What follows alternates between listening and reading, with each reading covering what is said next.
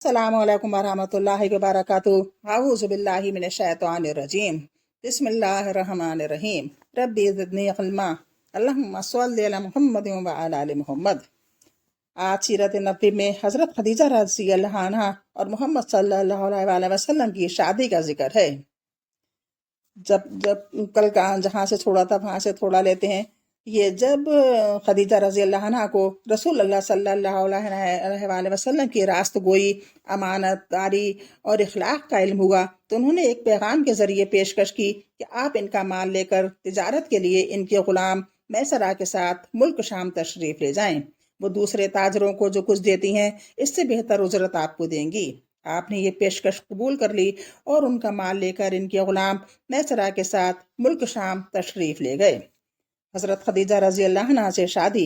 जब आप मक्का वापस तशरीफ़ लाए और हज़रत खदीजा रज़ी अल्लाह अन्हा ने अपने माल में ऐसी इमानत व बरकत देखी जो इससे पहले कभी ना देखी थी, और इधर इनके ग़ुलाम मैसरा ने आपके अखलाक, बुलंद पाया किरदार और रास्त गोई और अमानतदारी का मुताल्लिक़ अपने मशाहदात बयान किए, यानी जो वो देख कर आए थे उसे बयान किया, तो हज़रत खदीजा रज़ी अल्लाह अन्हा को अपना गुमशुदा मोती दस्तयाब हो गया।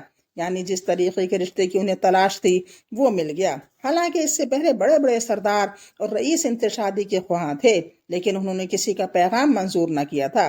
जबकि मोहम्मद सल्लल्लाहु अलैहि वसल्लम बकरियां चराते थे और वो बहुत गरीब थे, मगर उनका इखलाक को देखकर उन्होंने इनका पैगाम मंजूर किया।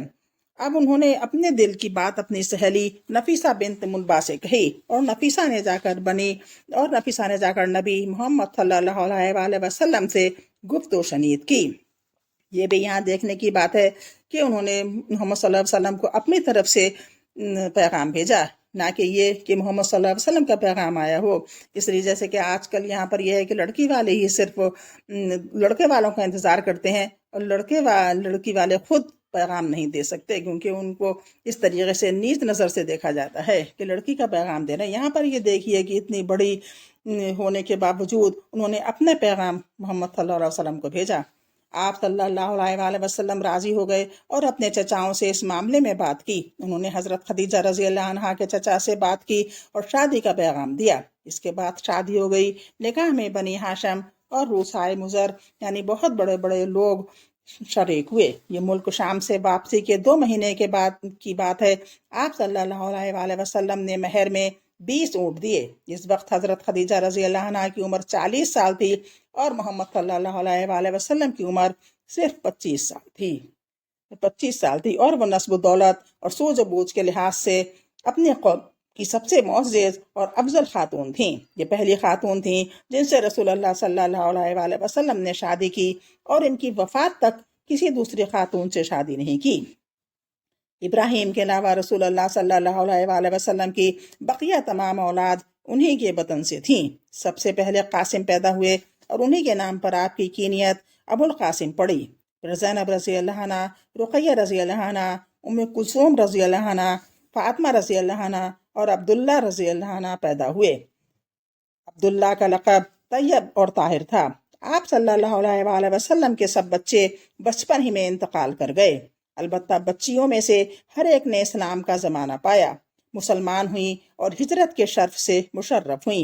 लेकिन हज़रत फ़ातिमा रज़ी अल्लाह अन्हा के सिवा बाकी सबका इंतकाल आपकी ज़िंदगी ही में हो गया। हज़रत फ़ातिमा की वफ़ात आपके 6 माह बाद हुई। काबे की तामीर और हुज्रे अस्वद के तनाज़े का फैसला।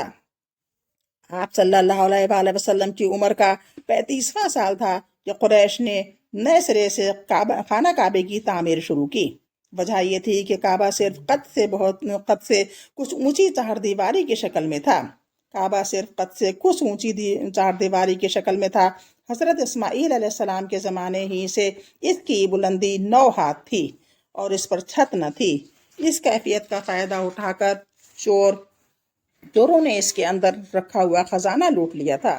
इसके अलावा इसकी तामीर पर एक तवील जमाना गुजर चुका था। इमारत खुश्की का शिकार हो चुकी थी और दीवारें फट गई थीं। इधर इसी साल एक जोरदार सैलाब आया जिसके बहाव का रुख खाना काबे की तरफ था। इसके नतीजे में खाना काबा किसी भी लम्हे ढह सकता था। اس لیے قریش مجبور ہو گئے کہ اس کا مرتبہ و مقام برقرار رکھنے کے لیے اسے اثر نو تعمیر کریں۔ اس مرحلے پر قریش نے یہ متفقہ فیصلہ کیا کہ خانہ کعبے کی تعمیر میں صرف حلال رقمی استعمال کریں گے۔ اس میں ناپاکی کی اجرت، سود کی دولت اور کسی کا ناحق لیا ہوا مال استعمال نہیں ہونے دیں گے۔ نئی تعمیر کے لیے پرانی عمارت کو ڈھانا ضروری تھا، لیکن کسی کو ڈھانے کی جرأت نہیں ہوتی تھی۔ بالآخر ولید بن مغیرہ مخزومی نے ابتدا کی۔ جب لوگوں نے دیکھا کہ اس پر کوئی آفت نہیں ٹوٹی تو باقی لوگوں نے بھی ڈھانا شروع کیا، اور جب قواعد ابراہیم تک ڈھا چکے تو تعمیر کا آغاز کیا۔ تعمیر کے لیے الگ الگ ہر قبیلے کا حصہ مقرر تھا، یعنی اگر ایسا نہیں ہوتا تو لڑائیاں ہوتی ہیں، اس لیے ہر قبیلے کا حصہ مقرر کر دیا گیا کہ کتنا کتنا کس کو بنانا ہے۔ ہر قبیلے نے علیحدہ علیحدہ پتھر کے ڈھیر لگا رکھے تھے۔ تعمیر شروع ہوئی۔ باقوم نامی ایک رومی معمار نگران تھا، معمار بن راج۔ جب عمارت حجر اسود تک بلند ہو چکی تو یہ جھگڑا اٹھ کھڑا ہوا کہ حجر اسود کو اس کی جگہ رکھنے کی شرف و امتیاز کسے حاصل ہو۔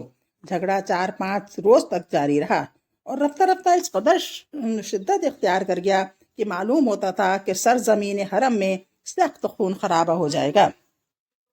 لیکن ابو امیہ مخزومی نے یہ کہہ کر فیصلے کی ایک صورت پیدا کر دی کہ مسجد حرام کے دروازے سے جو شخص پہلے داخل ہو اسے اپنے جھگڑے کا حکم مان لیں۔ لوگوں نے یہ تجویز منظور کر لی۔ اللہ کی مشیت کے اس کے بعد سب سے پہلے رسول اللہ صلی اللہ علیہ وآلہ وسلم آ گئے، تشریف لائے۔ انہوں نے آپ کو دیکھا تو چیخ پڑے، ھذا الیمین رضینا ھذا محمد صلی اللہ علیہ وآلہ وسلم۔ اس کا مطلب ہے یہ امین ہیں، ہم ان سے راضی ہیں، یہ محمد صلی اللہ علیہ وآلہ وسلم ہیں۔ پھر جب آپ ان کے قریب پہنچے اور انہوں نے آپ کو معاملے کی تفصیل بتائی تو آپ نے ایک چادر طلب کی، بیچ میں حجر اسود رکھا اور قبائل کے تمام سرداروں سے کہا کہ آپ سب حضرات چادر کا کنارہ پکڑ کر اوپر اٹھائیں۔ انہوں نے ایسا ہی کیا۔ سارے جو قبیلے تھے ان سب کے سردار آئے اور انہوں نے چادر کو اٹھایا۔ جب چادر حجر اسود کے مقام تک پہنچ گئی تو آپ نے اپنے دست مبارک سے حجر اسود کو اس کی مقررہ جگہ پر رکھ دیا۔ یہ بڑا معقول فیصلہ تھا، اس پر ساری قوم راضی ہو گئی۔ ادھر قریش کے پاس مال حلال کی کمی پڑ گئی، اس لیے انہوں نے شمال کی طرف سے کعبے کی لمبائی تقریباً 6 ہاتھ کم کر دی۔ یہی ٹکڑا حجر اور حتیم کہلاتا ہے۔ اس دفعہ قریش نے کعبے کا دروازہ زمین سے خاصا بلند کر دیا تاکہ اس میں وہی شخص داخل ہو سکے جسے وہ اجازت دیں۔ جب دیواریں 15 ہاتھ بلند ہو گئیں تو اندر 6 ستون کھڑے کر کے اوپر سے چھت ڈال دی گئی اور کعبہ اپنی تکمیل کے بعد قریب قریب چوکور شکل کا ہو گیا۔ اب خانہ کعبے کی بلندی 15 میٹر ہے۔ حجر اسود والی دیوار اور اس کے سامنے کی دیوار یعنی جنوبی اور شمالی دیواریں 10-10 میٹر ہیں۔ حجر اسود مطاف کی زمین سے 1.5 میٹر کی بلندی پر ہے۔ حجر اسود مطاف کی زمین سے 1.5 میٹر کی بلندی پر ہے۔ دروازے والی دیوار اور اس کے سامنے کی دیوار یعنی پورب اور پچھم کی دیواریں 12 میٹر ہیں۔ دروازہ زمین سے 2 میٹر بلند ہے۔ دیوار کے گرد نیچے چاروں جانب سے ایک بڑھے ہوئے کرسی نما زلے کا گھیرا ہے جس کی اوسط اونچائی 25 سینٹی میٹر اور اوسط چوڑائی 30 سینٹی میٹر ہے۔ اسے شازروان کہتے ہیں۔ یہ بھی دراصل بیت اللہ کا جزو ہے، لیکن قریش نے اسے بھی چھوڑ دیا تھا۔ اب انشاءاللہ کل آگے کا دیکھیں گے، ذکر کریں گے۔ آپ اس کو غور سے سنیے، آپ کو بھی نالج آ جائے گی۔ مجھے لگتا ہے تھوڑی بہت نالج ہونا ہی چاہیے کہ یہ محمد صلی اللہ علیہ وسلم کی سیرت کے بارے میں ہر ایک کو، اور ہدایت بھی ملتی ہے اس سے۔ ہمیں اپنی باتیں اپنے مسلمان ہونے کے ناطے ہمیں اپنے بارے میں، اپنے نبی کے بارے میں معلوم ہونا چاہیے۔ جب ہم اپنے نبی کے بارے میں معلوم کریں گے تبھی ہمیں لگے گا کہ ہمیں اپنے بارے میں معلوم ہے، کیونکہ ہم کون ہیں؟ ہم نبی کی امت ہیں۔ ہم نبی کی امت ہیں جو ہمیں نبی کے بارے میں ہی کچھ معلوم نہیں ہے، تو اس کا مطلب ہمیں کچھ معلوم ہی نہیں ہے۔ کیا کیا ہوا تھا، کیسے شادی ہوئی تھی، کیسے بچے ہوئے تھے، یہ سب آخر تک آپ ضرور سنیں۔ اس لیے نہیں کہ آپ مجھے فائدہ ہوگا، مجھے کوئی فائدہ نہیں ہے، مجھے صرف فائدہ اللہ دے گا۔ بھائی آپ نہیں سنیں گے تب بھی مجھے فائدہ ملے گا، کیونکہ میں یہاں اسی لیے پڑھ رہی ہوں، اسی لیے میں یہ ذکر کر رہی ہوں کہ مجھے فائدہ ملے، یہاں دنیا میں نہیں، اللہ کی طرف سے دین میں انشاءاللہ۔ آپ سبسکرائب کریے، لائک کیجئے، تاکہ میرا چینل یہاں پر گرو کرتا رہے اور میں یہاں پر ٹکی رہوں یوٹیوب پر۔ اگر ایسا سبسکرائب زیادہ ان کے حساب سے نہیں ہوئے، ویوز نہیں ہوئے، تو وہ مجھے یوٹیوب سے ڈیٹ بھی کر سکتے ہیں۔ خیر، آپ کی مرضی ہے، آپ کی مرضی، اور اللہ سب سے پہلے، اللہ کی مرضی ہوگی تو میں چلوں گی، کیا پتہ کب موت آ جائے اور میرے یہاں پر جو میرا ارادہ ہے وہ پورا ہو بھی پائے یا نہ ہو پائے۔ خیر، اللہ کی مرضی میں راضی رہنا چاہیے۔ اللہ حافظ، السلام علیکم۔